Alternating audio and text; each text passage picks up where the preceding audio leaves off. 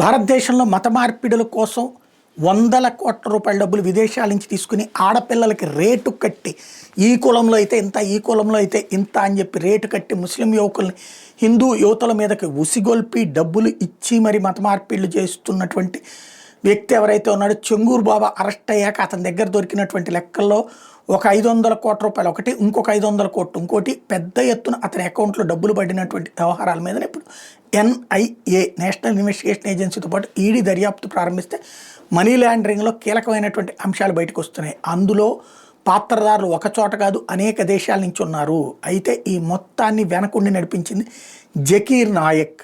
ఇతనితో పాటుగా చెంగూరు బాబాతో పాటుగా మరికొంతమందిని ఇట్లాగా తయారు చేస్తున్నాడు. అతను డబ్బులు ఆ నిధుల్ని సమకూర్చి పెట్టే పనిని అతను చేయిస్తున్నాడు. ఈ కొంతమంది చేతన ఇట్లాంటి మత మార్పిడుల వ్యవహారాలు చేయిస్తున్నాడు అన్నటువంటి విషయం తేలింది.